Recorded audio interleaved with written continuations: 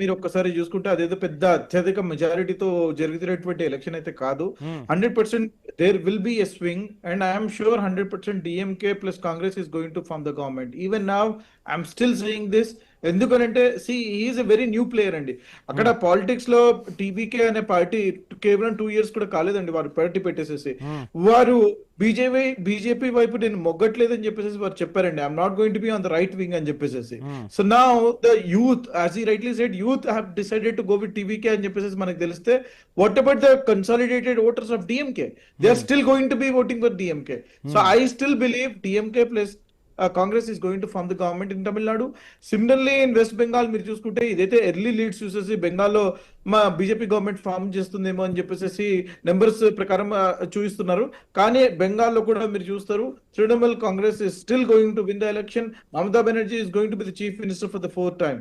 వారు అన్ని యూజ్ చేసినా సరే ప్రతి ఒక్కటి ఈడీ కానివ్వండి, సిబిఐ కానివ్వండి, ఎన్ఐఏ కానివ్వండి, సిఏపిఎఫ్ కానివ్వండి, 16 రాష్ట్రాల ముఖ్యమంత్రులు కానివ్వండి, ఇంతమంది కలిసి కేవలం ఒక నారిని ఓడించడానికి వారు ప్రయత్నం చేశారు. 100% వాళ్ళ ప్రయత్నంలో సఫలం గారు విఫలం అవుతారని చెప్పేసి నాకు బలమైన నమ్మకం ఉంది. ఎందుకు చెబుతున్నాను అని అంటే నార్త్ బెంగాల్లో మీరు ఓట్ షేర్ చూసుకుంటే ఏంటి మొత్తంగా కాంగ్రెస్ కాన్సన్ట్రేషన్ అంతా కూడా పశ్చిమ బెంగాల్ మీదే కనిపిస్తోంది. ఏంటి అక్కడ మమత ఖచ్చితంగా గెలవాలంటూ చెప్తున్నారు. నుమాన్ గారే కాదు, మొత్తం కాంగ్రెస్ మొత్తం కోరుకుంటున్న పరిస్థితి ఏంటి? దేశం మొత్తం కోరుకుంటుందండి. ప్రజాస్వామ్యవాదులందరూ కోరుకుంటున్నారు బీజేపీ అక్కడ బెంగాల్లో గెలవకూడదని చెప్పేసి. నా దేశంలో ఉన్నటువంటి ప్రజాస్వామ్యాన్ని ప్రేమించేవారు ప్రతి ఒక్కరు కోరుకుంటున్నారు. ఇందాక ప్రజాస్వామ్యవాదిగా చెప్తున్నారా, కాంగ్రెస్ నేతగా చెప్తున్నారా? ఏమని మాట్లాడారండి? We're doing Hindu polarization. ఇదే అంశం గురించి మాట్లాడదాం, బీజేపీ వాయిస్ కూడా తీసుకుందాం. నుమాన్ రైట్. మొత్తంగా తమిళనాడులో 234 స్థానాలకు ఎన్నిక జరిగింది. ఇక ప్రస్తుతానికి 202 స్థానాలకు సంబంధించి ఆధిక్యం ఎవరిది అనేది మాత్రం మనం చూస్తున్నాం. డిఎంకే 55, ఏఐడిఎంకే 65 స్థానాల్లో. ఇక ఎవరు ఊహించని విధంగా అటు టీవీకే పార్టీ 82 స్థానాల్లో ఆధిక్యంలో కొనసాగుతోంది. సో క్లియర్ కట్ గా మనం ఐ న్యూస్ స్క్రీన్ పై చూస్తున్నాం. టీవీకే 82 స్థానాల్లో ఆధిక్యంలో కొనసాగుతూ ఉన్న పరిస్థితి. ఇక అటు డిఎంకే 55 స్థానాల్లో ఆధిక్యంలో కొనసాగుతూ ఉంటే ఏఐడిఎంకే ఒక రకంగా చెప్పాలంటే సెకండ్ ప్లేస్ కోసం ఆ రెండు పార్టీలు ఇప్పుడు పోటీ పడుతున్నాయన్న పరిస్థితులు అయితే కనిపిస్తున్నాయి. సో ఇదే అంశానికి సంబంధించి మాట్లాడదాం. వెంకటేశ్వర రెడ్డి గారు నమస్కారం. ఒక్క నిమిషం పశుపతి గారు, ఒక్క నిమిషం నేను ఇస్తే నేను వెళ్తాను. Can I continue please?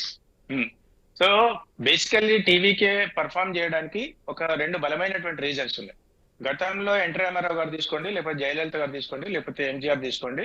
ఈ ఒరవడి చూసినప్పుడు, లేకపోతే విజయకాంత్ గారు పార్టీ పెట్టిన తర్వాత, లేకపోతే రజనీకాంత్ గారు ఉన్నటువంటి, అంటే ఆయన ఒక నాన్ తమిళియన్ అనేటువంటి భావన క్రియేట్ చేసింది. అయితే విజయకాంత్ గారు వచ్చినటువంటి సందర్భం వేరు, టీవీకే వచ్చినటువంటి సందర్భం వేరు.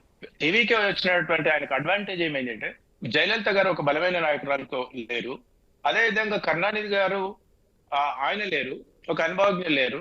ఈ రెండింటి మధ్యన మంచి టైంలో టీవీకే వచ్చేసి ఎవరికి తలొగ్గకుండా ఒక ద్రవిడ గళాన్ని విలిపించాలి అనేటువంటి ఒక కోణంతో వచ్చిండు. అది చాలా పాజిటివ్ అయింది. అది nobody is expected, to be frank. Even Vijay garu కూడా అంత ఎక్స్పెక్ట్ చేయలేదు ఒక సునామీ వస్తుందని.